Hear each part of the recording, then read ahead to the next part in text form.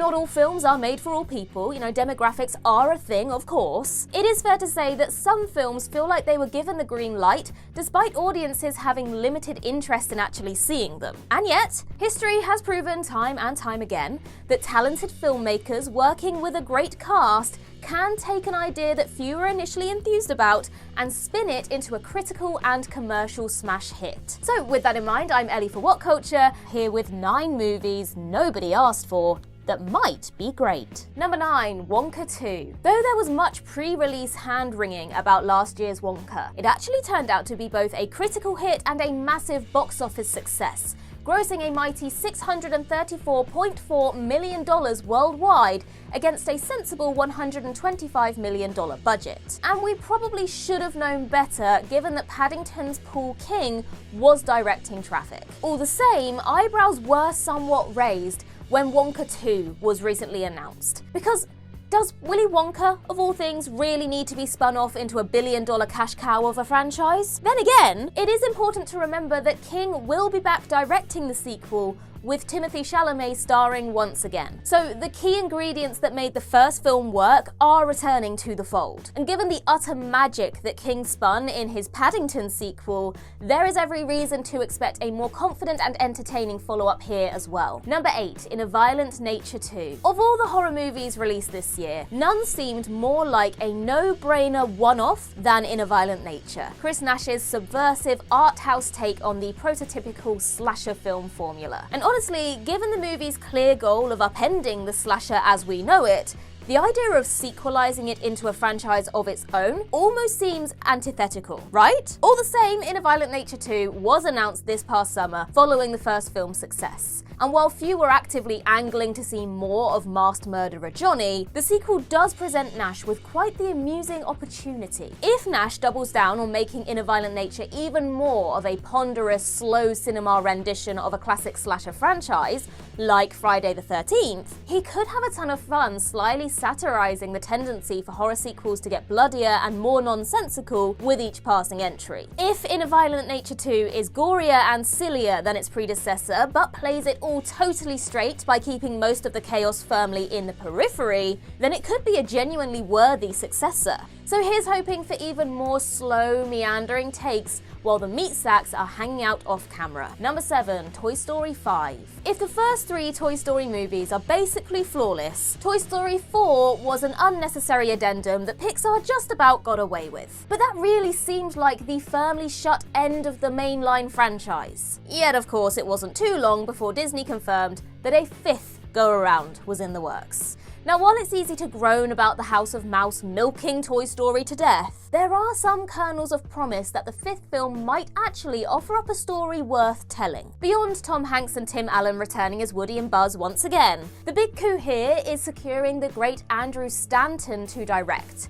who is responsible for some of Pixar's very best films, namely Finding Nemo and WALL-E. Furthermore, Toy Story 5 will see the toys battling technology like tablets and phones for kids' attention, which is certainly nothing if not a timely theme. At the very least, it's incredibly unlikely that the sequel is anything less than good, but it could certainly turn out great, even if it's hardly a film anyone needs on paper. Number 6, A Simple Favor 2. Though Paul Feig's black comedy A Simple Favor was a solid critical and commercial hit in 2018, it doesn't really feel like the Anna Kendrick and Blake Lively starring romp had much, if any, juice for a sequel. After all, the first film ends with Lively's antagonist going to prison for 20 years. And with that, it seemed like an open and shut standalone project. Furthermore, Darcy Bell's source novel doesn't have any sequels to speak of. But earlier this year, it was confirmed that A Simple Favor 2 was in development. And indeed, the sequel was quietly filmed this past spring with Kendrick and Lively both returning. It might sound like a desperation move as sequels go, especially with a premise that revolves around Lively's villain Emily inexplicably out of jail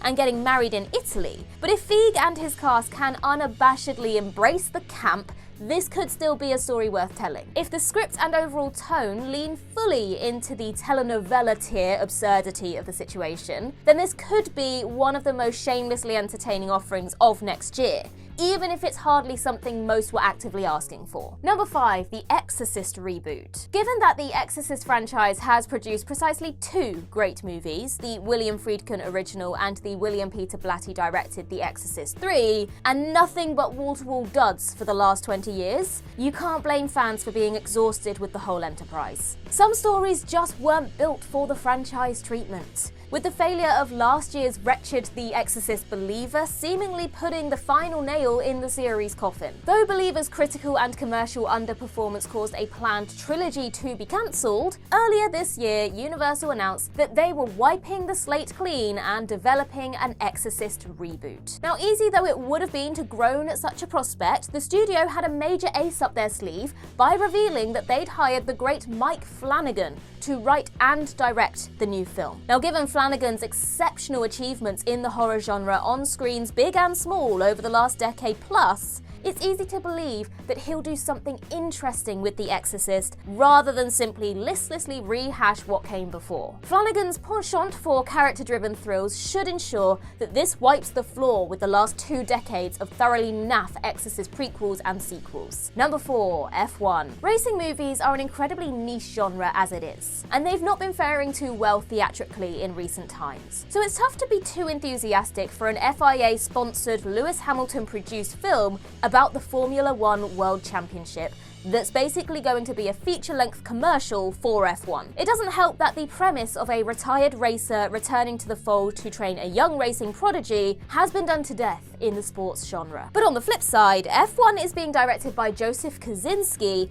and the first teaser trailer at least makes it clear that the film is going to rock some utterly majestic visuals. Although, given that F1 is rumoured to be carrying a $300 million budget, it would be pretty upsetting if it didn't. Between these splashy production values and the starry cast, F1 definitely has the potential to be a real crowd pleaser, even if it's unlikely to be the most original film released next year. Number 3, The Black Phone 2. The Black Phone was a solid supernatural horror flick that didn't really leave much room for a follow-up, what with the antagonist, the grabber, being killed at the end. But because death is only a minor inconvenience in the horror genre, of course Ethan Hawke and the rest of the central cast are returning for a sequel. Now, plausibly bringing the grabber back won't be easy without going the prequel route or including the grabber as a supernatural presence. But given the strong batting average of returning director Scott Derrickson and his regular co-writer C. Robert Cargill, it's easy to have faith in their vision. Furthermore, Derrickson has steered clear of directing sequels of 2 of his projects, Sinister and Doctor Strange, in the past, suggesting